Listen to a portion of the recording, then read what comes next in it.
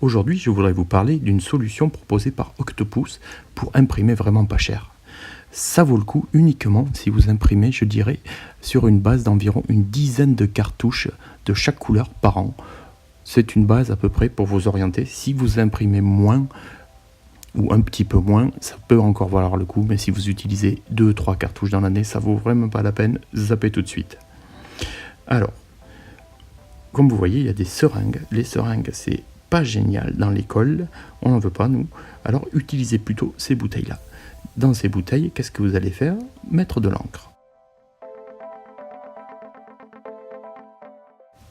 Alors puisqu'il faut les remplir d'encre, on les remplit d'encre. Allez, alors on y va. D'abord le jaune, et puis on passe comme ça toutes les couleurs.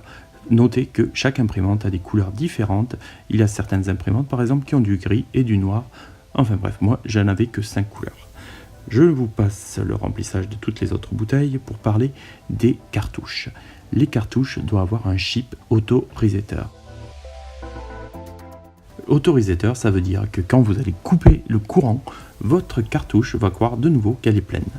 Et ça vous évite d'avoir toujours les messages d'erreur.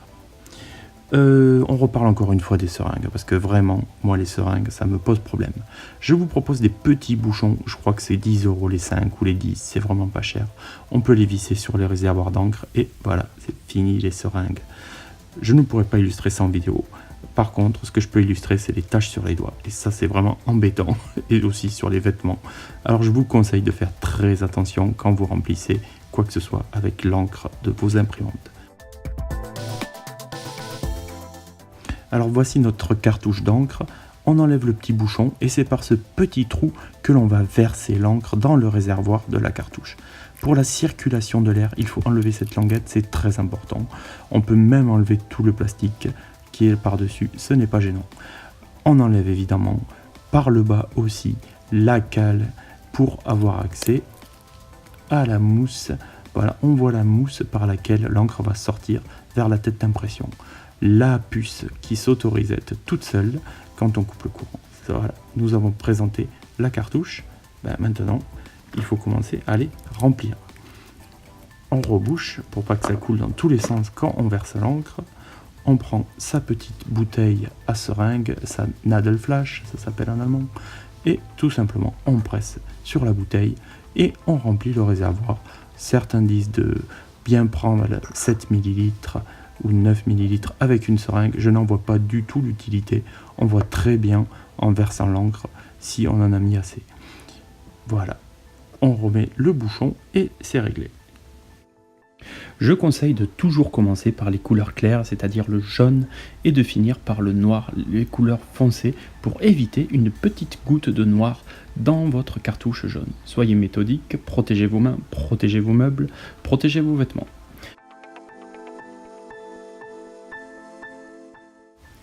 Un petit problème pour les amateurs de bricolage. La mousse ne s'imbibe pas. Voilà, c'est cette cartouche-là qui nous pose un petit problème. La mousse reste sèche, l'encre ne circule pas. Pourquoi?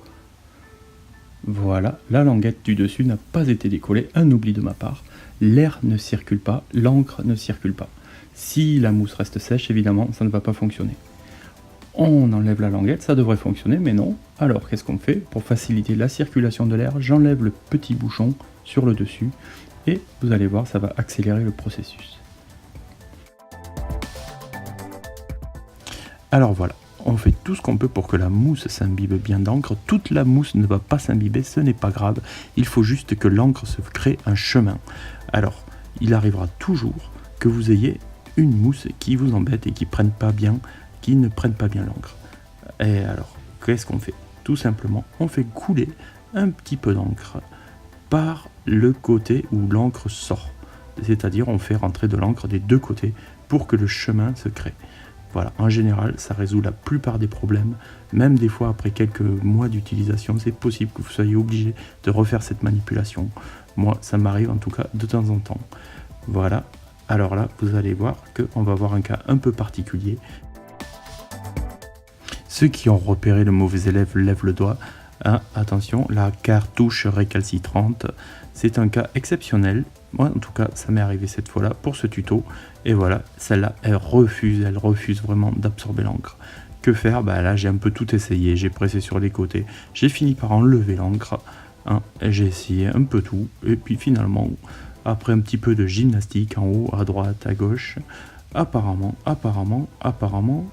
est-ce que ça va marcher? Et voilà, ça y est, elle a fini par absorber l'encre, comme quoi même les plus mauvais élèves finissent par se mettre au travail. Alors là, on a fait un petit peu de gymnastique, c'est pas forcément nécessaire, mais je me suis dit que ça pouvait peut-être leur faire du bien de mettre la tête à l'envers. Je crois qu'on va pouvoir s'arrêter et rentrer dans la boîte. Je voulais juste maintenant vous parler de l'aspect financier de la chose, parce qu'à se salir les doigts et salir tous ces meubles, il faut savoir pourquoi on le fait. Si vous prenez des cartouches Canon traditionnelles, on part sur une base d'environ 39 € pour 4 cartouches avec 4 couleurs différentes. Les cartouches contiennent 7 ml. Si vous faites un petit calcul, 4 x 7 ml, je ne suis pas Pierre Bellemare, mais je peux vous dire en tout cas que ça fait environ 28 ml. Donc 39 € pour 28 ml, vous en conviendrez, ça fait un petit peu cher.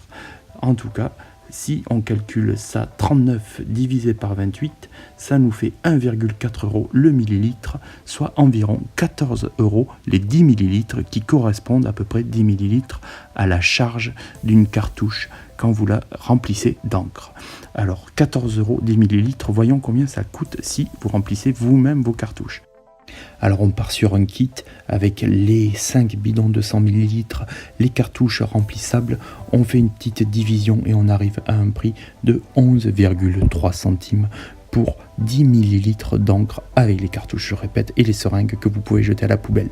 Si on prend 5 bidons de 250 ml, on a un prix de 7,6 centimes et pour les bidons de 500 ml, on arrive carrément à des prix hallucinant, j'en revenais pas quand j'ai fait le calcul, 4,4 centimes pour une charge de 10 ml, c'est vraiment, moi j'en reviens pas, qu'on puisse payer 13 € pour remplir sa cartouche. En tout cas moi c'est fini, je préfère me salir les mains et voilà, merci pour votre attention et au revoir.